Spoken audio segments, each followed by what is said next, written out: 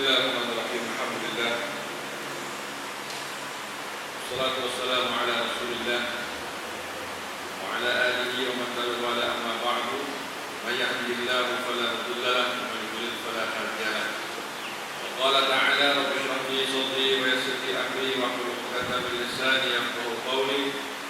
Subhanaka la ilma lana illa ma 'allamtana innaka antal alimul hakim. Ilahi anta maqsudi wal ghadab matlubi a'tini mahabbataka wa mahibbataka. Assalamualaikum warahmatullahi ta'ala wabarakatuh. Apa kabar semua muslimin dan juga muslimat, Bapak Ibu rahmati Allah, semoga sehat pada pagi ini. Alhamdulillah. Jadi insyaAllah pada pagi ini kita sambung perbahasan kita berkaitan dengan kitab Syama'il Muhammadiyah, yaitu kesempurnaan yang ada pada Nabi Muhammad sallallahu alaihi wasallam. Jadi sebelum kita mulakan kuliah kita, pada sama-sama kita mulakan dengan buku kitab Ila Hadratin Nabi Mustafa Sayyidina Muhammad sallallahu alaihi wasallam wa ala alihi wa ashabihi wa azwajihi wa dzurriyyatihi wa liman dakhala fi baitil kiram ajma'in. Syai'un lillahi yaqulul Fatihah. A'udzu billahi minasy syaithanir rajim. Bismillahirrahmanirrahim. Alhamdulillahi rabbil alamin. Ar-Rahmanir Rahim. Maliki yaumiddin. Iyyaka na'budu wa iyyaka nasta'in. Ihdinas siratal mustaqim. Siratal ladzina an'amta 'alaihim ghairil maghdubi 'alaihim waladdallin. Amin. Jadi insyaAllah pada pagi ini kita sambung perbahasan kita berkaitan dengan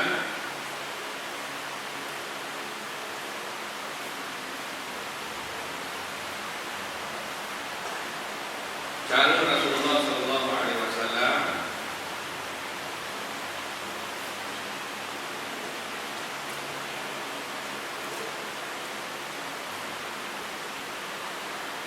cawan minuman Rasulullah sallallahu alaihi wasallam. Sampai sini betul. Kemarin Ustaz tu sampai mana dia boleh bahaskan? Tak ada orang tak? Ada? Dia tak bahaskan bab ni. Okey, sekarang kita buka doa Rasulullah sebelum dan sesudah makan. Bab 28. Betul? Bab 28. Doa Rasulullah sebelum dan sesudah makan. Okey. Jadi sekarang kita belajar tentang bab maja'a fi qauli Rasulullah sallallahu alaihi wasallam qabla ta'ami wa 'inda faraghi minhu. Hadis yang pertama, Abu Ayyub Al-Ansari berkata, "Kunna 'inda Nabi sallallahu alaihi wasallam yawman fa qarraba ta'aman falam ara ta'aman kana a'zama barakatan minhu awwala ma akalna wa la aqalla barakatan fi akhirih." Qulna ya Rasulullah kaifa hadha? Qala inna dhakarna ismallah ta'ala hina akalna thumma qa'ada man akala wa lam yusammillahi ta'ala fa akala ma'ahu syaitan. Yang bermaksud pada suatu hari kami berada di rumah Rasulullah sallallahu alaihi wasallam. Baginda menghidangkan makanan kepada kami. Kata Abu Ayyub Al-Ansari, aku belum pernah merasai makanan yang lebih berkat daripada makanan ini. Semasa kami mulakan makan, belum pernah juga aku lihat makanan yang lebih sedikit berkatnya daripada makanan ini apabila kami selesai makan. Kami pun bertanya, wahai Rasulullah sallallahu alaihi wasallam, bagaimanakah hal ini boleh berlaku? Maka Rasulullah pun menjawab, sebab kita menyebut nama Allah semasa mahu makan. Beliau duduk dan menyambung percakapannya, siapa yang makan namun tidak menyebut nama Allah, syaitan akan makan bersamanya. Jadi sebelum makan kita baca nama Allah. Kadang-kadang kita nak baca Allahumma barik lana, panjang sangat. Nak baca Allah membaca panjang sangat. Kenapa panjang? Pasal makanan di lidah. Kalau mudah jadi keruncung, kalau lapar baca bismillah sudah cukup. Bismillah makan. Yang penting sebut dengan nama Allah. Kalau tak sebut nama Allah, apa jadi pada makanan tadi? Kita makan fungsi sama setan. Satu untuk kau, satu untuk aku. Dua untuk kau, dua untuk aku. Aku jadi makan sama setan. Jadi akhirnya dia dah boleh makan. Satu bulan dah makan pun tak kenyang lagi. Kenapa? Pasal dia makan dengan syaitan. Jadi nak berkatnya makanan tadi, makanan yang ada keberkatan dia. Nak berkatnya makanan tadi kena baca nama Allah tadi. Bila kita baca makanan yang tadi pada asalnya tidak membawa sebarang faedah, tapi bila kita baca dengan nama Allah Taala, maka bertambahlah barakah daripada makanan yang sedang kita nak menjamu sendiri tadi. Begitu.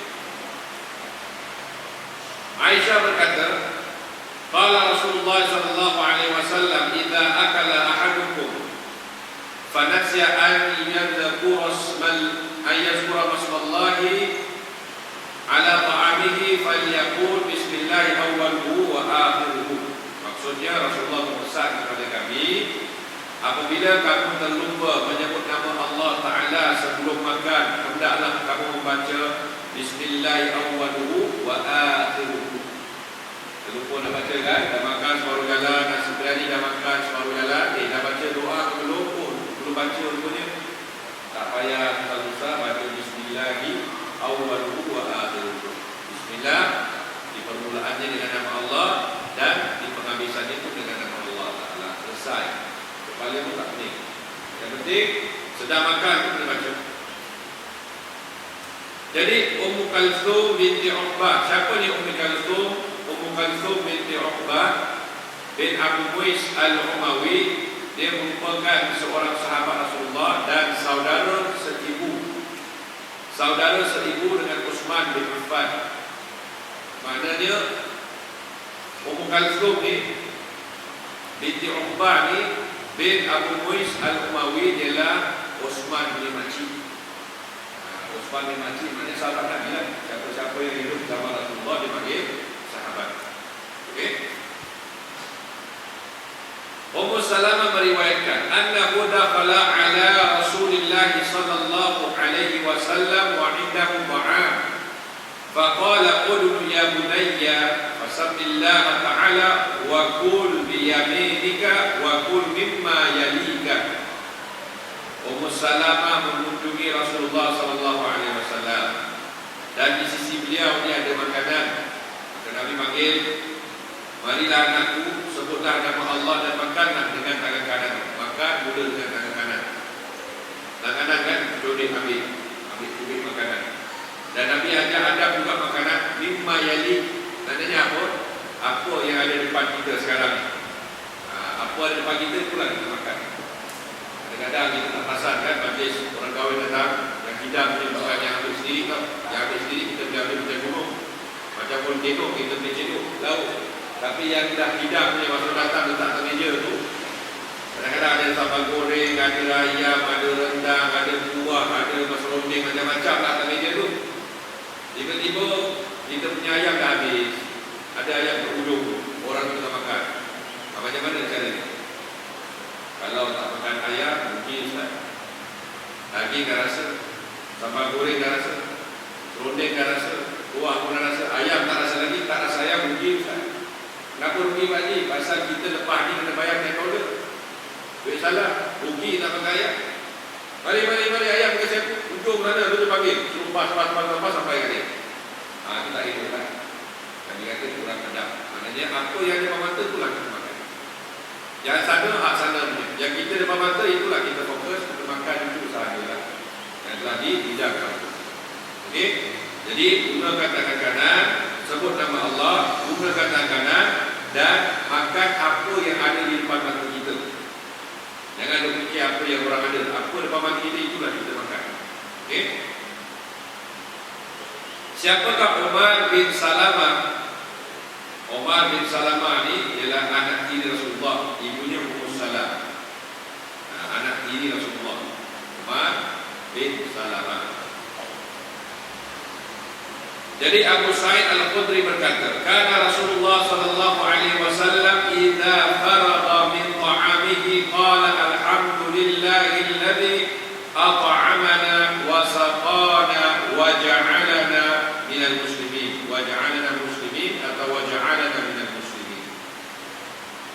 apabila Rasulullah sallallahu alaihi wasallam selesai daripada makan sesuatu, dia akan puji Allah Taala. Alhamdulillah, segala puji bagi kamu ya Allah. At'amana, yang telah memberikan kami rezeki makan, wasaqana, yang telah memberikan kami minum, wa ja'alana muslimin, dan telah menjadikan kami orang-orang Islam. Ini cara kita baca doa selepas makan. Kenapa kena macam itu, Ustaz? Itu tanda kita bersyukur kepada Allah. Yang kasih kita makan siapa? Mak saya lah, Ustaz. Dia masak kat dapur, bekerja-kerja tak siap, dia kasih makan. Yang kasih minum siapa? Bapak saya lah, Ustaz. Baru sekejap dia pergi bawa pintu kedai mamak, dia beli satu air gas ni kasih saya, bapak saya kasih. Tapi secara hakikat keseluruhannya Allah berikan. Jadi kita kena bersyukur kepada siapa? Kepada Allah Subhanahu wa Ta'ala. Pasal rezeki tadi sumbernya datang daripada Allah, bukan daripada manusia. Itu pasal kita yang di belakang ibu-ibu kena hati-hati. Kadang-kadang ni bila sumber harian kita tak cukup, kita marah kepada siapa? Marah kepada siapa, ibu-ibu? Ha? Siapa? Marah diri sendiri. Marah kepada siapa? Kepada suami. Suami dia marah. Apalah abang ni kasih sebulan 1,000, mana cukup? Hai, nak kasih 1,000 tak cukup, nak makan apa? Saya nak makan ayam, makan ikan, makan semua nak makan. Jadi akhirnya tak cukup, dia marah suami ni. Sedangkan hakikat yang memberikan rezeki tadi bukan suami, Allah yang menentukan kadar rezeki kita berapa per bulan kita nak makan, bukan suami tentukan. Suami kerja, dia pergi cari nafkah, bukan duduk bawa pupuk. Kita apa tu? Kita 40 penyamun. Aziz kan? Kerja dia apa? Duduk bawa pupuk. Dia balik. Bila isteri kata mana makanan bang? Dia ambil hutang sajalah. Abang ni saya hutang. Akhirnya suami isteri dia merajuk nak pergi kerja, ambil tali, ambil kapak nak buat. Abang tak nak kerja, biar I saja pergi kerja. Mari sinilah, kalau ya kita berasmara dana kan, Aziz punya diri kan kepada si apa dia punya isteri dia. Dia tak boleh, itu macam dia tak betul. Yang betul dia dah usaha, berapa dia bawa balik tu, usaha yang sungguh-sungguh tu, berapa dia bawa balik, itulah rezeki kita terima. Tak boleh sesekali kita bandingkan apa yang kita ada dengan orang lain. Tak boleh kita bandingkan apa yang orang lain ada yang kita tak ada, kita nak benda yang sama. Tak boleh kita bandingkan. Kadang-kadang banyak kita bandingkan. Suami dia baik, abang belikan kereta satu, abang kena ikut, motosikal pun nak beli. Abang dia bercakap, aku bukan kena ikut, aku lagi baik. Apa pasal pula? Kasih awak duit, siap ada driver lagi naik kereta. Boleh faham? Yang dia ni, suami beli kereta, dia kena drive sendiri. Awak ni abang kasih duit, naik ada driver lagi. Dengan selamat awak sampai. Teksi lah kan? Teksi kan driver, orang bawa dia. Mana satu lagi baik? Jadi hari ini kalau kita memang kemampuan kita setakat itu, janganlah kita paksa. Kerana dalam bab nafkah tadi, kalau terpenuhi pakaian kita, terpenuhi makanan kita, terpenuhi ubat-ubatan kita, terpenuhi nafkah-nafkah keperluan seperti rumah dan sebagainya, cukup. Sudah cukup. Kalau nak lebih-lebih, kita bekerja, pakailah duit kita sendiri. Tapi kalau katakan kita tak bekerja, ala kadar cukup kan. Abang dah lama abang tak pergi kasih cincin bang. Apa salah kita pergi dengan cincin tadi? Berapa harganya? 100 tak boleh. 100 boleh. Beli tak boleh. Sekali kan. Kalau selalu keluar dia nak tengok 100, setahun dia ikut juga suami dia. Ini maknanya kita mesti berpada-pada faham kan. Ada dulu, ada tadi. Masa suami ni pun manusia, dia bukan robot. Kalau robot tak apa, 24/7 kerja 7-11 kan buka kat tutup, dia boleh kerja terus, tak stop-stop. Suami kita pun manusia. Biarlah dia kerja ikut kemampuan dia, air pajak dia tak tinggal, barokah kehidupan dia. Kerana yang beri rezeki tadi bukan suami, tapi Allah yang mentakdirkan rezeki kita berapa banyak untuk per bulan.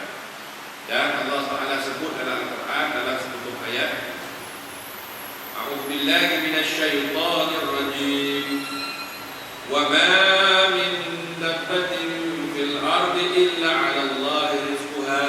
Yang bermaksud tidak ada satu makhluk yang hidup dekat muka bumi Tuhan ini illa 'ala Allah rizquha. Melainkan seluruh rezeki dia sudah Allah Taala tentukan. Tak payah kita dibit-dibit lagi lah. Tak payah kita bising-bising marah-marah lagi. Dari itu lah kemampuan suami kita. Balik alhamdulillah pak. Syukurlah pak. Hari dapat banyak. Besok dapat kurang. Masya Allah. Besok tak dapat terus. Abang pelayang. Nampak? Ini baik. Bila banyak alhamdulillah. Sedikit Masya Allah. Bila tak dapat terus abang boleh jalan. Layak abang. Ini cara kurang ilmu. Bila tak ada, tak apalah bang. Selalu selama 365 hari kita makan kan. 2 hari kita makan tak apalah, kita puasa lah bang. Lagi baru kita puasa. Boleh kita hidup belakang kita. Boleh? Betul? Ada siapa sini dia punya isteri kat belakang tu? Katakan tuntut nanti balik boleh. Awak cakap baru tak boleh kan? Asal-asal tuntut nanti. Urus terus lah. Okey.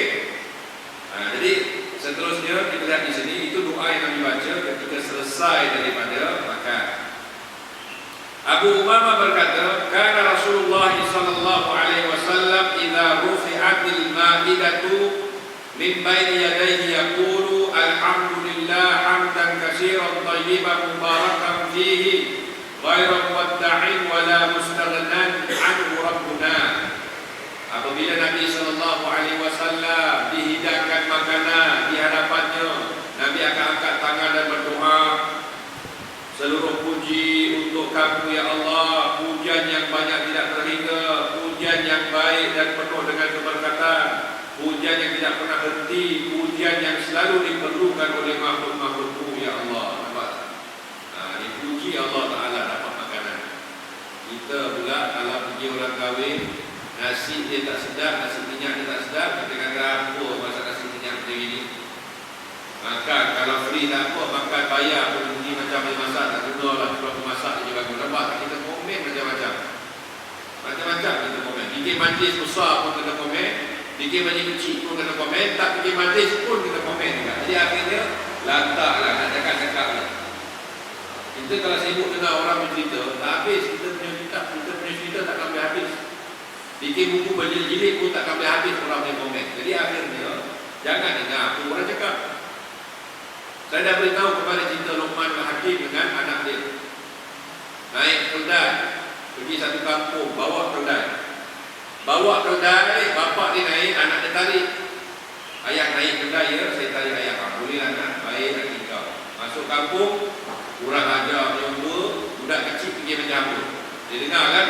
Kau dengar apa dia cakap nak? Dengar, dia turun. Sekarang kamu naik, ayah pula tarik.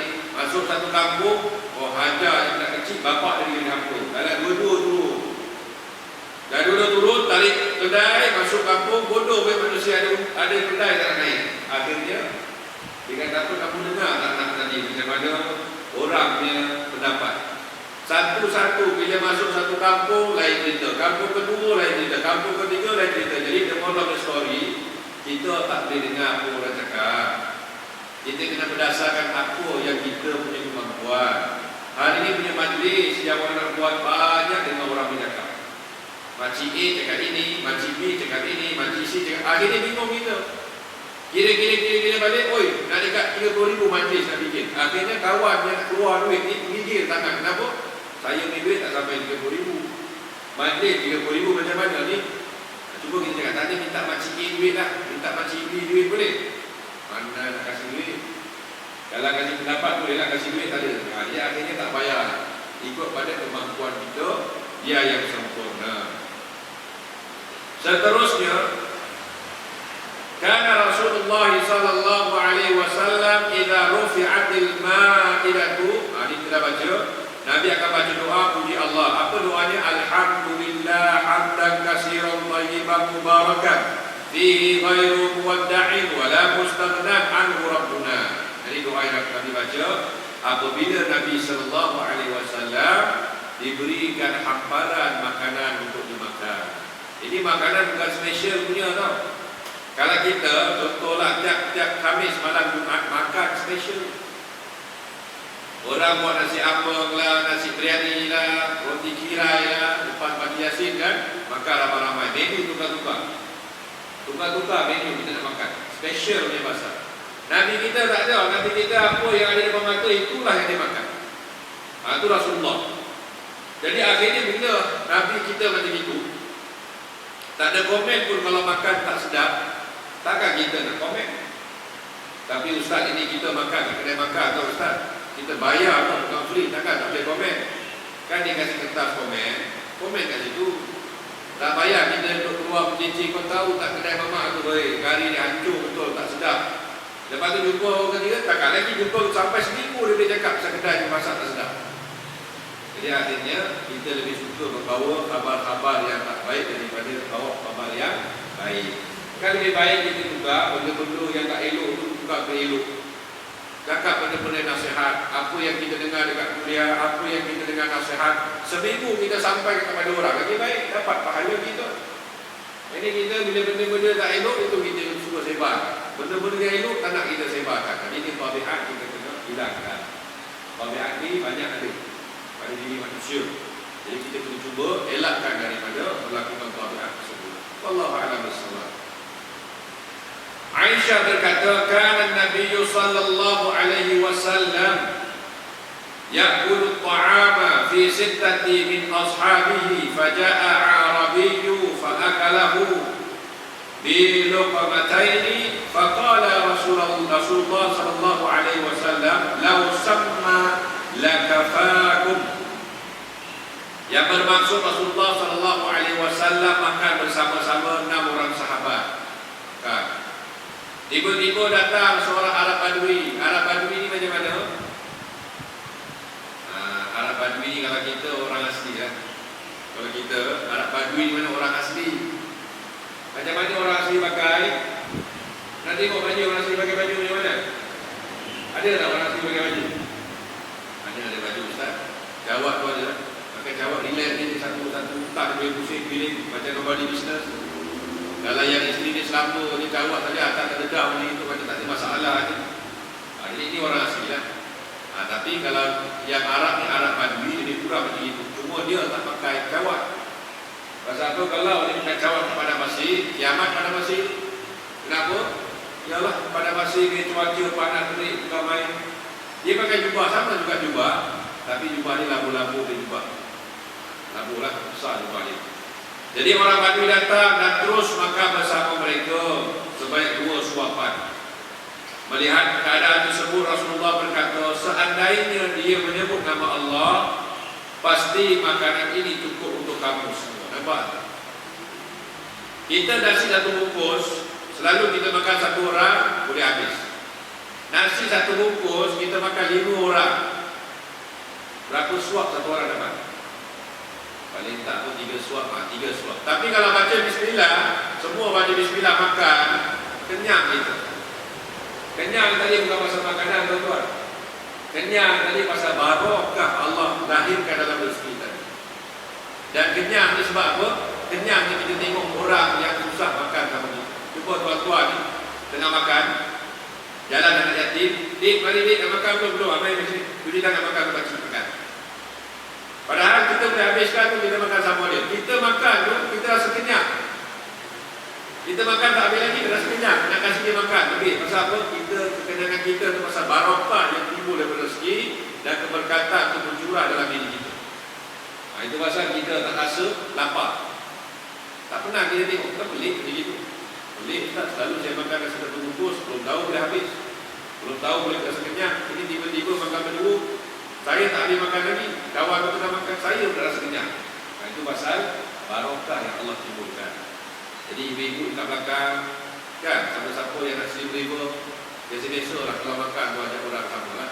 Jadi ibu-ibu makan 3 suap, kawan tu makan 12 suap. Boleh macam itu? Mana boleh ustaz? Jadi itu tak bagi nasi tak bagus. Makan pasir, makan 3 suap, orang kasih habis. Cuba, kalau nak slim liver, cubalah. InsyaAllah, ini tak payah nak pergi London Weight Management lah, Hong Kong Weight lah, apa weight tak payah. Ini ikut cara Nabi saja, slim liver kita. Boleh. Jadi seterusnya Anas bin Malik berkata, qala Rasulullah sallallahu alaihi wasallam, inna Allah la yarda 'anil 'abdi an ya'kula al-akalata fayahmadahu 'alayha Au yashrab asy-syarbata fayahmadu 'alaiha. Yang bermaksud Rasulullah sallallahu alaihi wasallam berpesan, sesungguhnya Allah Subhanahu wa taala akan meridai hamba-hambanya yang makan ataupun minum dengan dan kemudian memujinya atas makanan atau minuman tersebut. Allah taala suka dan redha kepada hamba yang bila mana dia makan, dia puji makanan tadi. Bukan puji makan, oh sedap ni kau masak tu, lama tak rasa kau punya masakan. Bukan, maksudnya puji Allah. Tengok makanan kan, alhamdulillah ya Allah, alhamdulillah hamdan katsiran mubarakan, hamdan ya Allah, katsiran ya Allah. Kita doa minta keberkatan, kebaikan. Pasal apa? Makanan yang dah terhidang. Dan kalau kita pergi bertamu di rumah orang, bila kita bertamu, contohnya pergi rumah orang bertamu kan, kita doakanlah orang yang hidang kita. Jangan pula kita ni datang makan kurma 3 biji, kalau pisang ni apa monyet ke apa. Ada kadang-kadang orang macam itu. Dah kawan tu hidang makan datang rumah, makan apa saja dia komplain pula. Dia kalau pagi datang rumah ustaz, lain benda tak ada, pisang mesti ada satu, kadang-kadang kurma, kadang-kadang roti, kadang-kadang sandwich, apa punya open house tu ustaz. Harusnya ada orang tengok cara dia. Yang kita kalau pergi open house, macam-macam kita jemput orang. Kalau betul ini open house kan macam itu. Dah kemampuan dia setakat itu, kita janganlah compare. Yang penting dia jemput. Kenapa dia jemput ustaz? Walaupun kurma, walaupun pisang, pasal dia nak menambahkan barakah dalam kehidupan dia. Itu pasal dia menjemput orang datang makan. Itu pasal tak lama lagi nak Ramadan kan kita kan? Nak Ramadan tak lama lagi, bulan 8 Ramadan. Biasanya orang bikin open house tu bila? Bila orang bikin open house? Bila? Raya. Ada tak orang bikin open house ketika bulan Ramadan? Mana ada ustaz pergi lah. Open house Ramadan apa ada? Collection pun anak saya tak boleh collect, pergi lah. Nak open house, raya nanti. Pasal apa? Orang dah ramai kan, anak boleh collect banyak. Kadang-kadang lah orang faham begitu. Tapi betul tak kita bikin open house pada bulan Syawal? Sepatutnya open house itu bukan bulan Syawal, bulan Ramadan. Itu patut kita bikin open house. Bila kita bikin bulan Ramadan open house, katalah 50 orang yang makan datang rumah makan buka puasa iftar, 50 orang punya pahala puasa kita dapat. Apa? 50 orang yang pahala puasa kita dapat. Dan doa kita mustajab, 50 kali kata mustajab. Pasal apa? 50 orang punya makan minum kita tanggung ketika buka puasa. Itulah open house. Itu pasal bila dia bikin open house, dia pelik. Kenapa ustaz? Saya belanja orang makan, sumbangan saya dikasih, semua saya buat. Tapi doa saya tak mustajab. Kenapa? Apa masalah tu ustaz? Masalahnya awak bikin open house ketika Syawal. Nak mustajab macam mana? Allah dah kata, doa paling, Nabi dah kata, doa paling mustajab bila orang ketika nak buka puasa. Senang aja, tuan-tuan, puan-puan semua yang datang mak saya ni nak buka puasa nanti, saya minta tolong tuan-tuan lah, kalau boleh doa kepada Allah Ta'ala, apa hajat saya ni Allah kabulkan. Itu sahaja tuan-tuan doa, tak payah panjang-panjang lebar. Kalau 50 orang doa benda yang sama, tak terkabul permintaan kita. Kalau benda yang baik, terkabul. Itu pasal kita cari location, cari tempat, cari waktu yang bilakah doa paling mustajab boleh diterima Allah Ta'ala. Jadi nanti nak open house, jemputlah kita-kita di open house.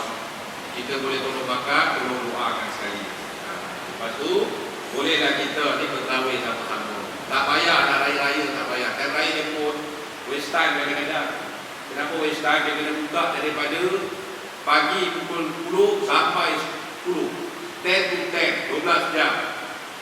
Tu tak apa, kena orang tak pandai tak dengar lonceng dia. Hello, tu ni akak ni datang ni, dah berapa kak? Pukul 10, dah tutup kak? Tak apa, tak dapat makan, tak apa. Yang penting rumah aku terbuka kan sampai 3 pagi.